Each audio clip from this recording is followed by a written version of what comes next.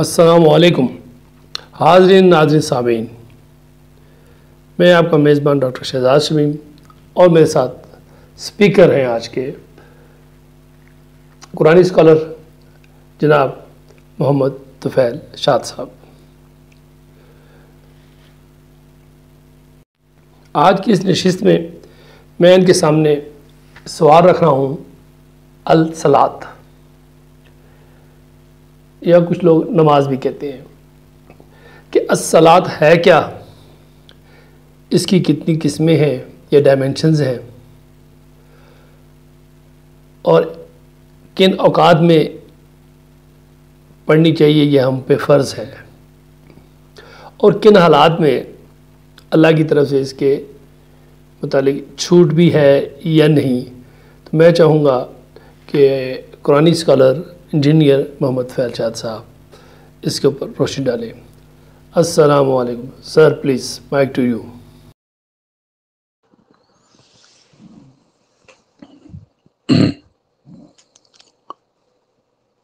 बिस्मिल्लाहिर्रहमानिर्रहीम। डॉक्टर साहब, आपका आज का सवाल है सलात के मतलब।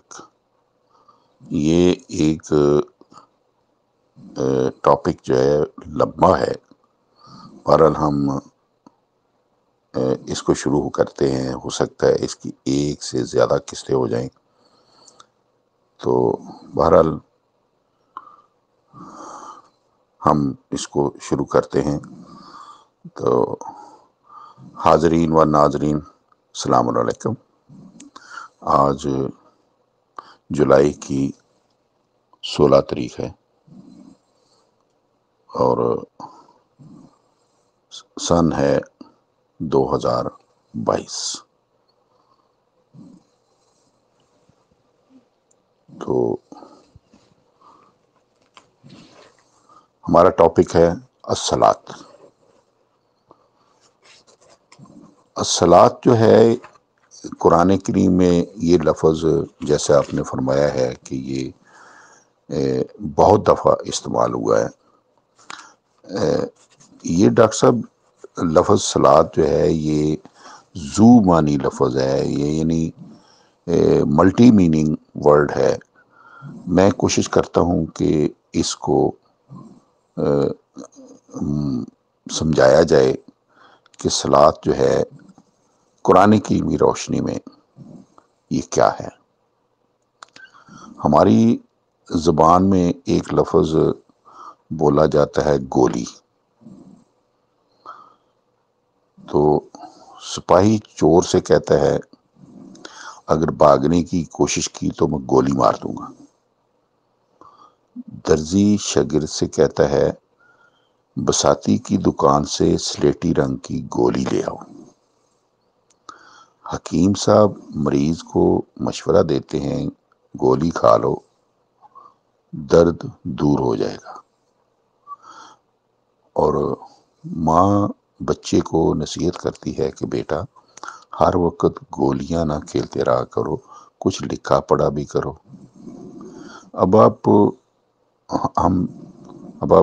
सारे सामईन भी हम सारे गौर करते हैं, गोली का लफ्ज़ लड़ाई, सलाई, दवाई और बच्चों की खेल के 4 मुख्तलिफ अनवानों में इस्तेमाल हुआ है। और हर एस्पेक्ट, हर उन्वान में उसके एक मकामी माने जो है जब हम मुतय्यन करते हैं तो हम कभी भी गलती नहीं करते। सिपाही के जिक्र में हम फौरन समझ लेते हैं कि गोली से मुराद बंदूक की गोली है, धागे की नहीं। दर्जी के जिक्र में इससे मुराद धागे की गोली है, बंदूक की नहीं। इसी तरह हकीम साहब के जिक्र में इस लफ्ज़ से मुराद दवाई की गोली है, बच्चों के खेलने की नहीं। अब सवाल पैदा होता है कि मकामी माने मुतय्यन करने में हम क्यों गलती नहीं करते, क्यों हमारा जहन सिपाही के जिक्र में सरदर्द की गोली की तरफ नहीं जाता। حکیم صاحب کے ذکر میں داغے کی گولی کی طرف منتقل نہیں ہوتا، کیوں ہم درزی کے ذکر میں غلطی نہیں کرتے کہ اسے کھیلنے کی گولی درکار ہے؟ بچوں کے ذکر میں جب وہ اس کا ذکر آتا ہے تو ہم کیوں سمجھ لیتے ہیں کہ وہ سر درد یا نزلہ زکام کی گولیوں کے ساتھ کھیلا کرتے؟ تو ان سوالوں کا جواب بالکل واضح ہے کہ گولی کے معنی متعین کرنے میں تین چیزیں جو ہے بطور مسلمات ہر وقت ہمارے ذہن میں موجود رہتی ہیں۔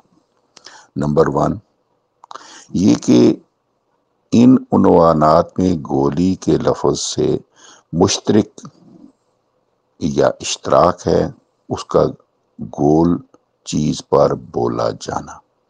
نمبر 2، دوسری یہ کہ ہم اس لفظ کو ایک سے زائد معنوں کا حامل مانتے ہیں، اس لیے ضروری نہیں کہ ہر مقام پر اس کے ایک ہی معنی لیے جائیں۔ تیسری یہ کہ ذو معنی الفاظ کا مفہوم متعین کرنے میں ہم دیکھ لیتے ہیں کہ یہ لفظ کس انداز اور کس مقام پر استعمال ہوا ہے۔ اس طرح جب ہم گولی کے لفظ کا مفہوم موقع از محل کے مطابق متعین کرتے ہیں تو وہ 100% ٹھیک ہوتا ہے، اس میں غلطی کا شائبہ تک نہیں پایا جاتا۔ اب ہم آتے ہیں لفظ صلاۃ۔ یہی حالت ہے عربی زبان میں لفظ صلاۃ کی، جو قرآن کریم کے مختلف مقامات پر مختلف اور متعدد معنوں میں استعمال ہوا ہے۔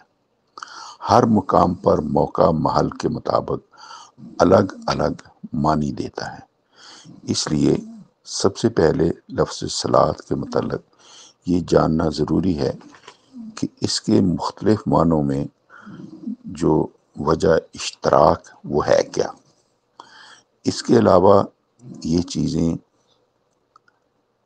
بھی ذہن میں بطور مسلمات موجود ہونی چاہیے کہ صلاۃ ذو معنی لفظ ہے، یعنی یہ چیزیں میں سامعین ناظرین سے ریکویسٹ کروں گا کہ اس کو اپنے ذہن میں بٹھا لیں کہ صلاۃ جو ہے ذو معنی لفظ ہے۔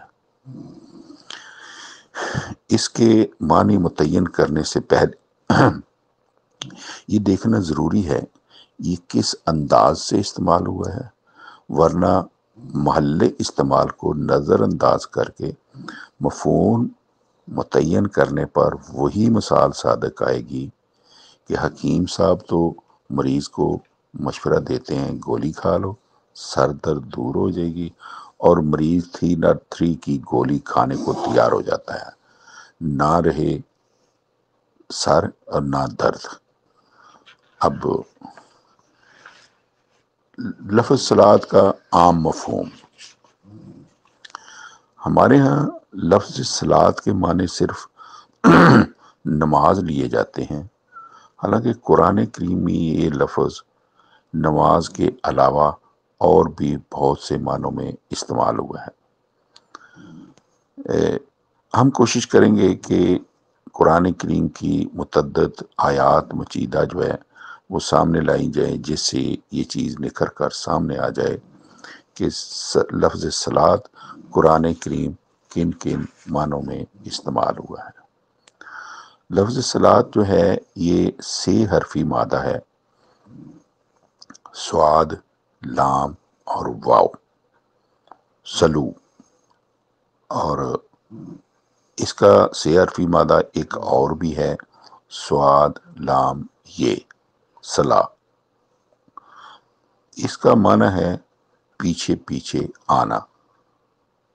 چنانچہ گھوڑ دوڑ میں جو گھوڑا اول آنے والے گھوڑے کے عین متصل پیچھے پیچھے آ رہا ہو اسے مسلی کہتے ہیں، اور چونکہ عام حالات میں کسی کے پیچھے پیچھے آنے میں محبت کا جذبہ پایا جاتا ہے، اس لیے صلاۃ کا بنیادی معنی محبت و رحمت، یعنی محبت و رحمت ہے، اور قرآن کریم نے صلات کے انہی معنوں کو بنیادی حیثیت دی ہے۔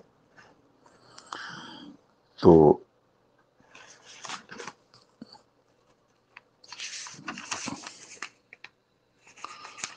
قرآن کریم میں لفظ صلات جو ہے عموماً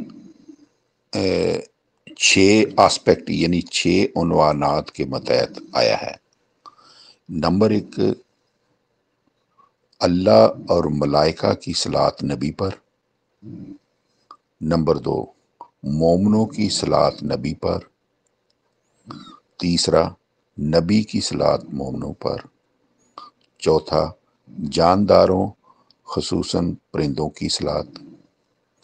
نمبر 5، نبی اور مومنوں کی صلات اللہ کے حضور میں۔ ڈاکٹر صاحب یہ جو ہے نا نبی اور مومنوں کی صلات اللہ کے حضور میں، یہ ہے وہ صلات جس کا آپ نے سٹریس کیا ہے کہ اس کے متعلق میں بتاؤں، تو اسی کو ہم موضوع بحث بنائیں گے۔ چھٹی صلات جو ہے وہ ہے نبی اور مومنوں کی صلات مومن میت پر۔ تو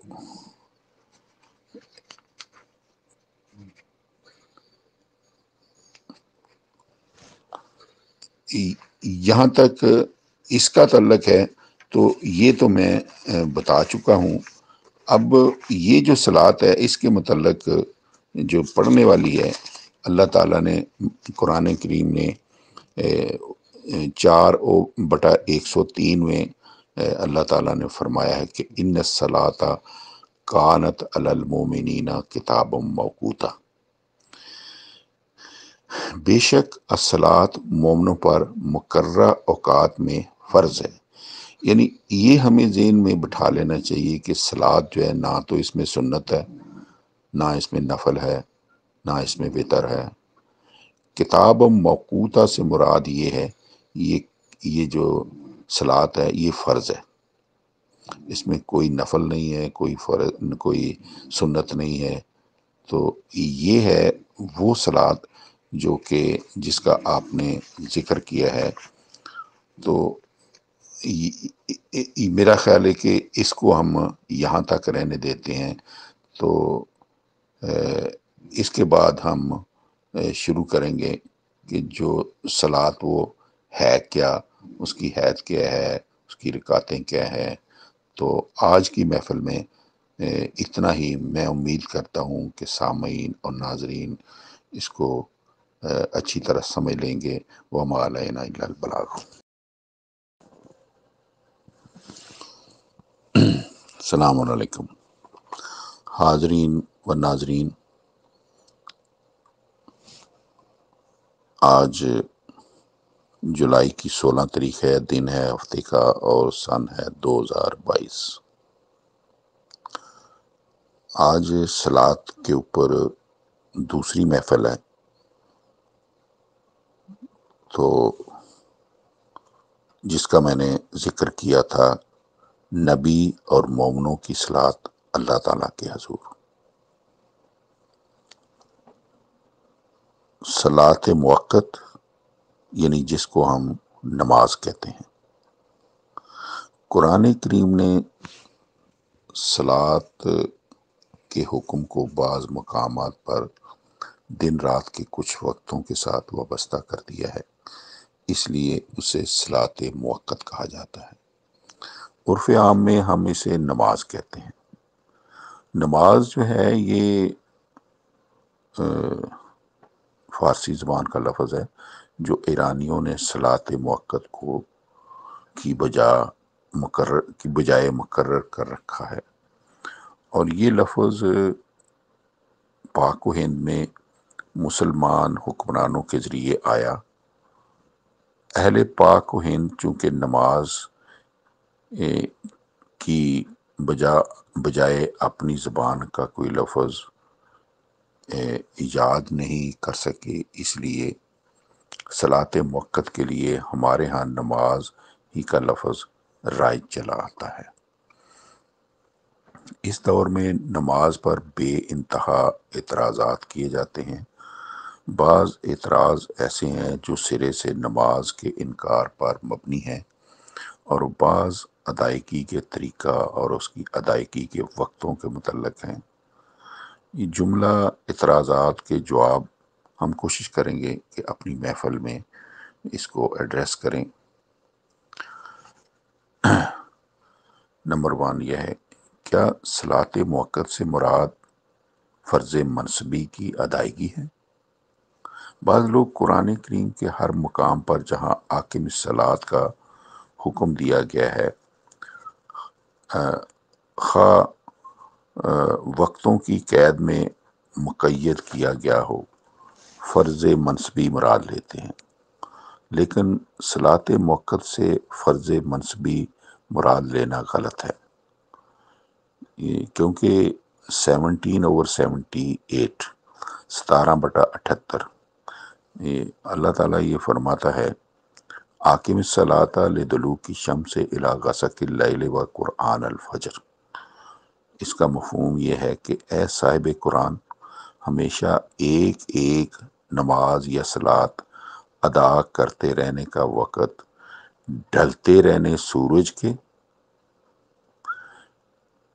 یعنی جب تک سورج ڈھلتا رہے، بمع رات کے ابتدائی دھندلکے یا اندھیرے کے، اور ہمیشہ قائم رکھیے گا پڑھنا صلاۃ فجر کا۔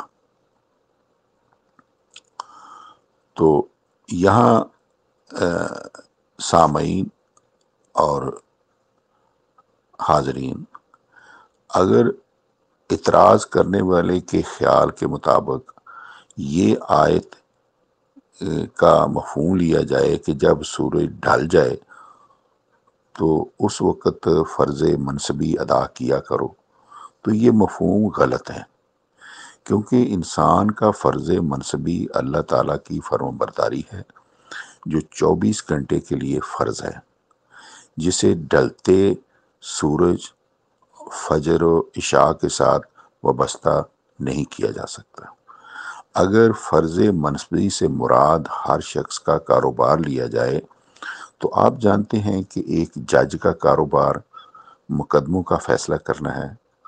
آپ یہ بتائیں کہ اسے یہ حکم دینا یہ کس حد تک معقولیت پر مبنی ہے کہ آپ ڈھلتے سورج کے وقت، غروب آفتاب کے وقت اور سورج نکلنے سے پہلے پہلے مقدمات کا فیصلہ کیا کریں؟ یہ نہیں ہو سکتا۔ اب اگلا یہ ہے کہ کیا صلاۃ موقت سے مراد فریضہ تبلیغ کی ادائیگی ہے؟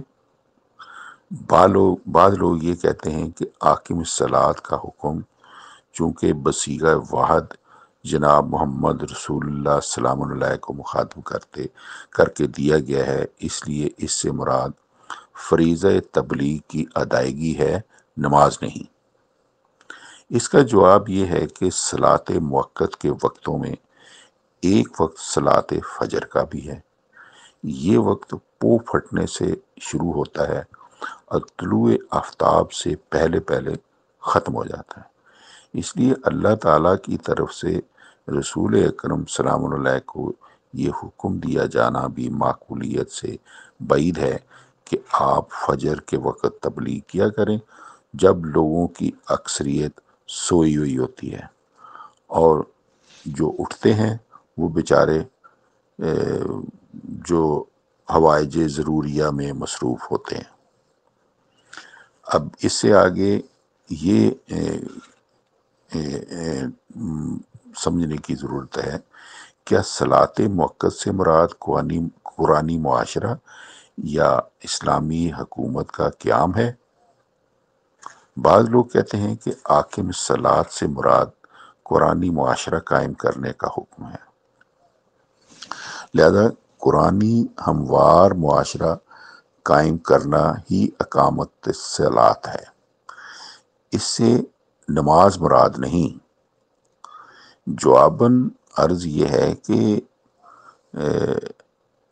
میں پہلے عرض کر چکا ہوں کہ اقیم الصلاۃ لدلوک الشمس، اس میں ڈھلتے سورج رات کے پہلے اندھیرے اور فجر کے وقت صلاۃ قائم کرنے کا حکم دیا گیا ہے، لیکن قیام معاشرہ کو ان وقتوں میں سے کسی بھی وقت کے ساتھ وابستہ نہیں کیا جا سکتا، کیونکہ اسلامی حکومت کے قیام کے لیے سورج ڈھلنے کا انتظار نہیں کیا جاتا، بلکہ حالات کی سازگاری کا انتظار کیا جاتا ہے۔ جیسے کہ زمانہ نبوت میں اسلامی حکومت کے قیام کے لیے نبوت کی مکی زندگی میں حالات سازگار نہیں ہوئے تھے، اور مدنی دور میں نبوت میں قرآنی حکومت کا قیام عمل میں آیا تھا۔ اگر صلاۃ موقت کے حکم سے حکومت کے جزوی کاروبار کی انجام دہی مراد لی جائے تو یہ مفہوم بھی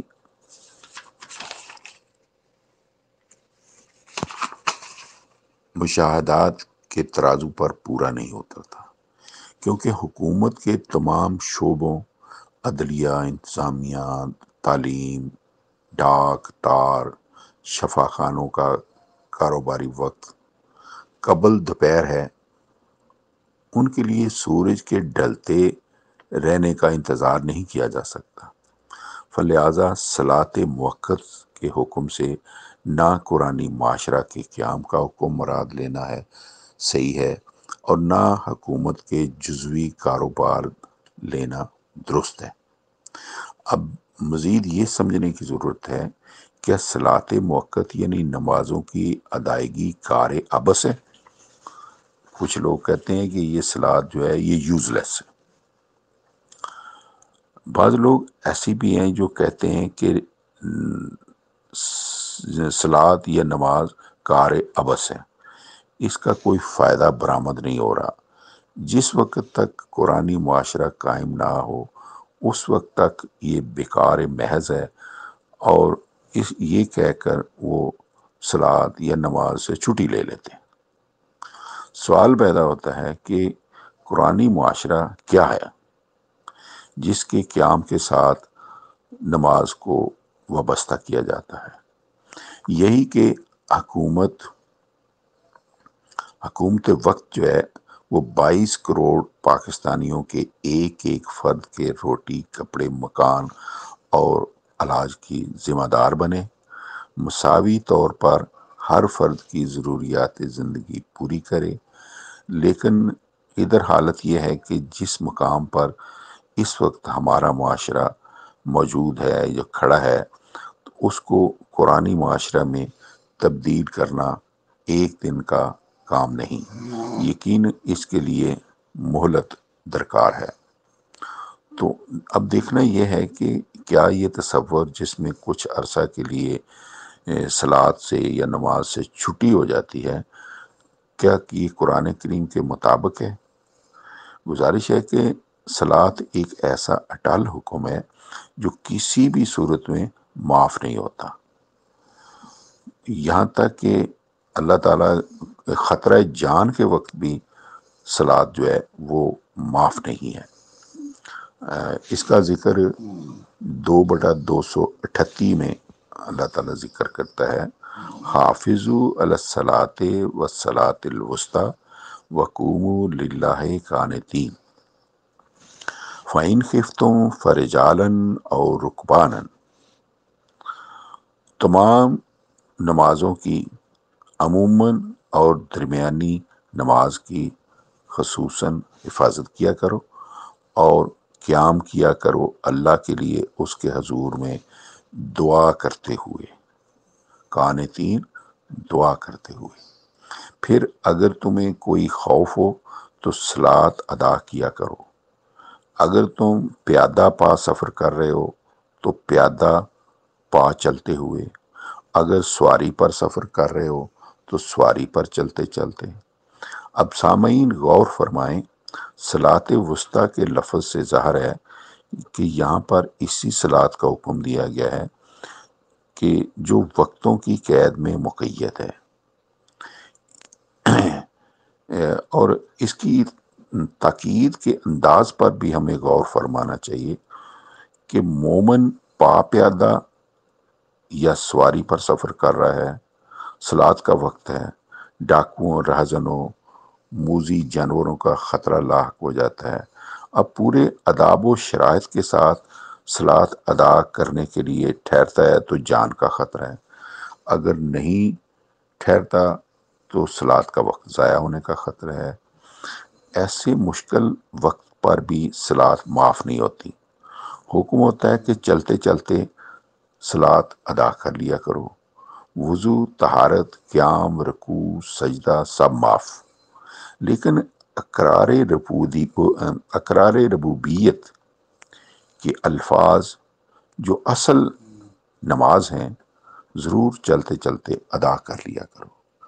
اب بتائیے، جب نماز جان کے خطرہ تک کے چند منٹوں کے لیے ملتوی نہیں ہوتی تو اسے قرآنی معاشرہ کے قیام تک کہ نامعلوم وقفہ کے لیے کس طرح ملتوی کیا جا سکتا ہے؟ لہذا کسی بھی بہانے سے نماز سے چھٹی لینے کا تصور جو ہے یہ غلط ہے۔ میدان جنگ میں بھی صلات جو ہے، نماز جو ہے یہ معاف نہیں ہے۔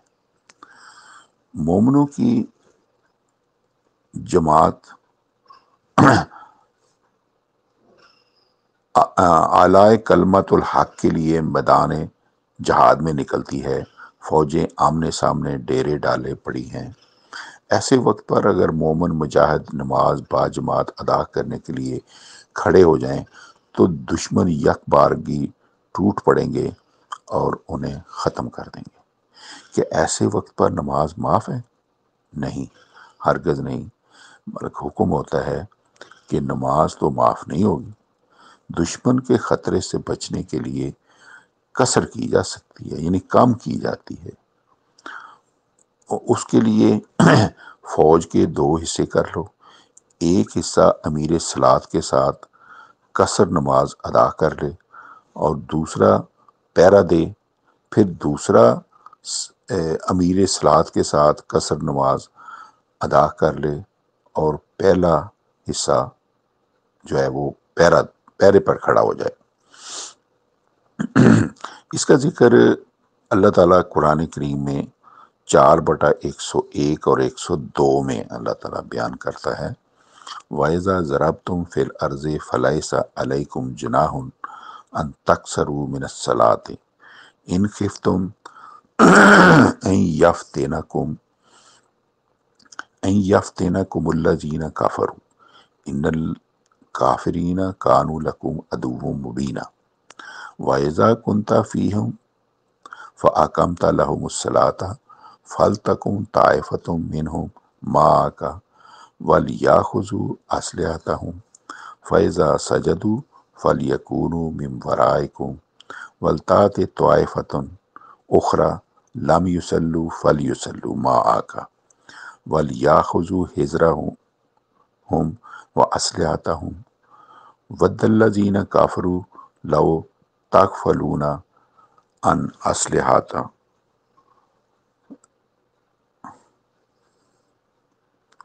وَأَمْتِعَتِكُمْ فَيَمِيلُونَ عَلَيْكُمْ مَيْلَةً وَاحِدَةً۔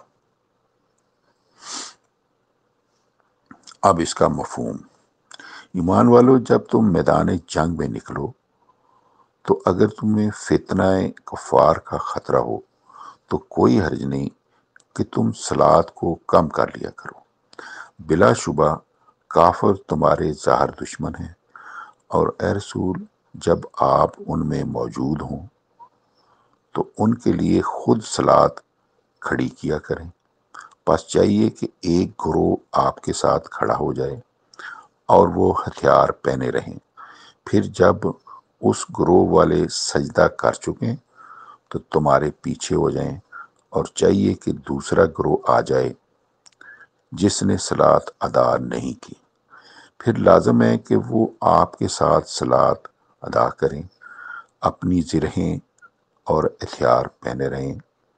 کافر تو یہ چاہتے ہیں کہ تم کسی طرح اپنے اسلحہ اور سامان سے غافل ہو جاؤ اور وہ تم پر یک بارگی ٹوٹ پڑیں۔ یہاں غور کا مقام یہ ہے کہ ہم نے صلات کی اہمیت کیا دیکھی ہے کہ مجاہدین اسلام، بال بچے، مال، دولت، گھر بار، ہر چیز کی محبت کو جذبہ غلبہ اسلام پر قربان کر کے تیروں، تلواروں، نیزوں، بھالوں کی بارش میں گھس کر نقد جان کا تحفہ پیش کرنا چاہتے ہیں، لیکن نماز معاف نہیں ہوتی۔ جن مجاہدوں کی جانی اور مالی قربانیوں کے عوض قرآنی معاشرہ بننے کی امید کی جا سکتی ہے، انہیں تو صرف آدھی نماز معاف ہوتی ہے، اور آج کا ماڈرن مسلمان اسے کار عبث کہہ کر پوری کی پوری نماز سے چھٹی حاصل کرنا چاہتا ہے۔ قرآنی رہنمائی کے مطابق ہم ببانگ دہل اعلان کرتے ہیں کہ صلات جو ہے کسی حالت میں معاف نہیں، یہاں تک کہ نہ اس بیمار کو معاف ہے جو ہاسپٹل میں پڑا معاشرہ سے الگ زندگی کے سانس گن رہا ہے، نہ اس مسافر کو معاف ہے جو راستہ چلتے ہوئے دشمنوں، ڈاکوؤں، راہزنوں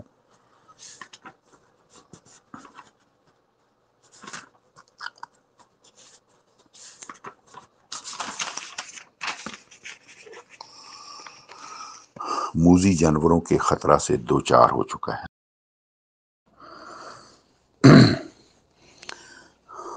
آج کی محفل میں بس اتنا ہی، تو آئندہ ہم ڈسکس کریں گے کہ صلات کا فلسفہ کیا ہے۔ جب تک کے لیے اجازت، وما علینا الا البلاغ، فی امان اللہ۔ حاضرین، ناظرین و سامعین، اسی کے ساتھ آپ سے اجازت چاہیں گے، جلدی نئی نشست کے ساتھ آپ کی خدمت میں حاضر ہوں گے۔ تب تک کے لیے اجازت دیجیے۔ اللہ آپ کا اور ہم سب کا حامی و ناصر ہو۔ پاکستان زندہ باد۔